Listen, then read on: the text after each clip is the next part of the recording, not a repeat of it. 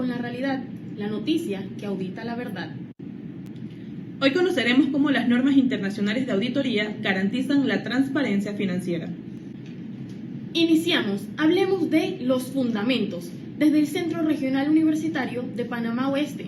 Adelante con nuestra compañera Eva Nichel. Gracias, compañeros. Hoy nos encontramos con el profesor José Sánchez. Hoy le vamos a hablar sobre la NIA 200 a la 250. Buenas tardes, profesor. ¿Qué tal? Bienvenido. ¿Cómo se siente? Muchas gracias. Muy bien, gracias. Un placer tenerlo con nosotros. Hoy queremos que nos aborde un poquito más sobre lo que son los principios básicos que guían la auditoría según la norma o la NIA 200. Bien, el auditor debe presentar una ética profesional, independencia, objetividad, integridad, dar confianza para proteger la información de la auditoría realizada, tener escepticismo y un juicio profesional en los encargos que se ejecutan dentro de la auditoría, cumpliendo todos los parámetros que establecen las leyes, y eso nos lo recuerda la NIA 250, para dar una información responsable y cumplir a cabalidad las normas y regulaciones que establecen en los encargos financieros dentro de la auditoría. Excelente, profesor. Muchas gracias por su participación. Gracias. Gracias por su aporte. Sin duda, las bases éticas son el punto de partida de toda auditoría. Volvemos con ustedes al estudio.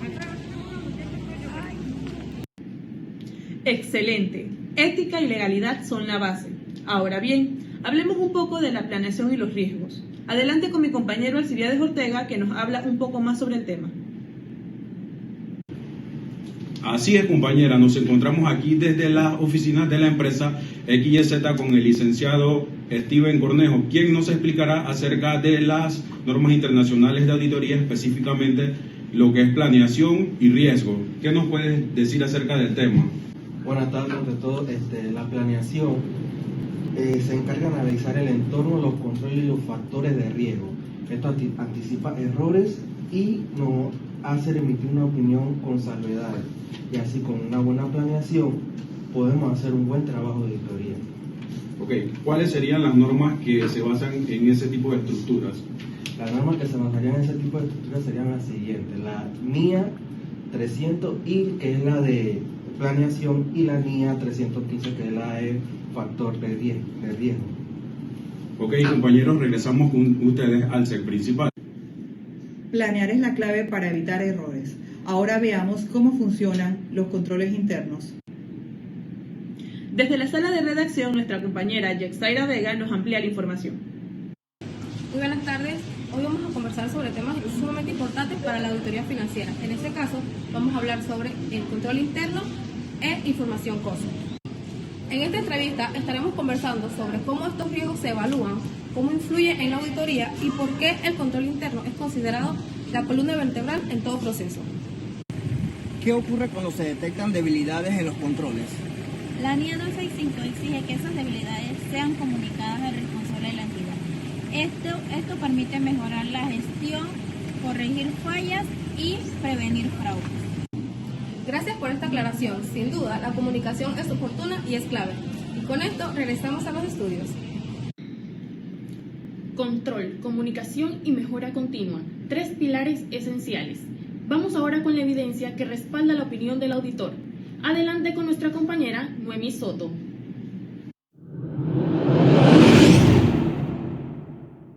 Muchas gracias, compañeras. Aquí nos encontramos en la parte posterior de la biblioteca, donde hablaremos brevemente sobre la evidencia de la auditoría, según la NIA 500.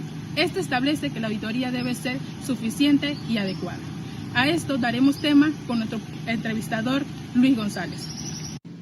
Gracias, Noemí. Tenemos como invitado al profesor José Miranda, quien nos explica cuáles son los métodos más utilizados en una evidencia de auditoría. Bueno, los métodos principales son, tenemos la inspección, también tenemos la confirmación externa, por otra parte tenemos la observación y por último el reclutamiento o la verificación. Todo esto nos ayuda a que la opinión del auditor sea confiable. Muchas gracias, profesor, por su explicación. Ahora regresamos con Noemí. Gracias, compañeros, por la explicación. En estos momentos regresamos al estudio con más. Gracias, excelente trabajo. Ahora veamos cómo el auditor puede apoyarse en otros profesionales. Nuestro compañero Dimas Arroyo nos hablará sobre el uso del trabajo de otros. Adelante. De grupos, el auditor principal puede utilizar el trabajo de otros auditores o expertos. Con más información sobre el tema, nos vamos con nuestra corresponsal, Yamilet Espinosa. Gracias, Dimas. Tengo el gusto de presentarles al licenciado José Lorenzo, experto en auditoría. Y continuando con lo anteriormente mencionado, ¿cómo se garantiza que ese trabajo sea confiable? Evaluando la competencia, la independencia y el alcance del trabajo del colaborador. Pero la responsabilidad siempre será del auditor principal. Muchas gracias, licenciado, por su opinión. Regresamos con Dimas. Gracias por tan importante aporte. Continuamos con más desde el set central. Muy interesante. Ahora conozcamos cómo se comunican los resultados finales. Gracias, compañeros. Hoy tenemos un tema clave, el dictamen del auditor. Esa opinión formal que puede generar confianza o encender dudas sobre la salud financiera de la empresa. A continuación, con la entrevista, Juan Rangel, quien nos aclarará los puntos más importantes. Así es, para ayudarnos a entender de la mejor manera, nos acompaña el licenciado Luis González, un auditor con gran experiencia. Bienvenido. Muchísimas gracias, es un honor estar aquí. Licenciado, empecemos por lo básico. ¿Qué es el dictamen de un auditor y por qué es importante? Es la veracidad que obtenemos mediante la opinión del auditor, un auditor independiente que se encarga de asegurar que los estados financieros de una empresa se presenten de manera correcta y de acuerdo a los principios contables aplicables. En todo caso, es la información que se obtiene mediante investigación y la auditoría que realizamos nosotros. El dictamen tiene una estructura muy específica, ¿cierto? La NIA 700, ¿la regula o me equivoco, licenciado? Es correcto. La NIA 700 dictamina que el informe debe de venir con el título aclarando que es un informe independiente, el destinatario a quien se ha dirigido este informe, la presidencia, la gerencia, el gobierno de la empresa o a quien pueda serle útil esta información, la fecha de emisión del informe, la firma del idóneo, la opinión que es el corazón del informe y el fundamento de dónde obtuve mi información, los papeles de trabajo o los objetivos que tengo yo para poder emitir mi opinión. Cuando escuchamos que una empresa tiene una opinión limpia, ¿a qué se refiere?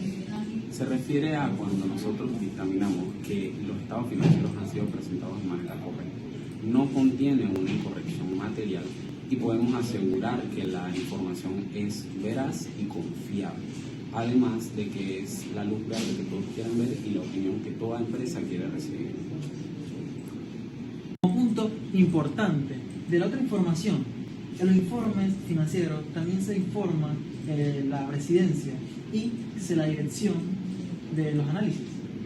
Es correcto. La otra información es una información que proviene de la presidencia, como bien lo explicas. Sin embargo, la NIA 720 dice que no la auditamos, únicamente la verificamos y corregimos en caso tal de que ésta contenga incorrecciones materiales. Pero proviene de la presidencia o la gerencia, es un análisis que realizan ellos como tal y nosotros solamente tratamos de ubicar en caso tal de que tenga una corrección material o lo necesite. Licenciado, y para cerrar con broche de oro, si tuviera que resumirlo, la opinión, el objetivo de la norma, ¿cuál sería? Bueno, de manera resumida, como bien me lo pides, los objetivos podrían ser simples, pero el peso es bastante importante. Esto debido a que nosotros como profesionales garantizamos que la información presentada esté de manera correcta. Eso en base a que la información que los usuarios utilizan, ya sean los accionistas, inversionistas, los dueños de empresas, puedan utilizarla para una buena toma de decisiones. Eso ha sido todo por hoy y regresamos contigo, Mía, en cabina. Y estas fueron las declaraciones del respetado licenciado Luis González, quien afirma que este conjunto de normas garantiza que la comunicación final del auditor sea transparente, informativa y se ajusta a los estándares globales. Compañeros, esta fue la información desde el campus. Regresamos con ustedes al estudio. Dictamen claro, informe transparente. Ahora exploremos las áreas especializadas de la auditoría. Vamos con nuestra compañera Jenny Álvarez.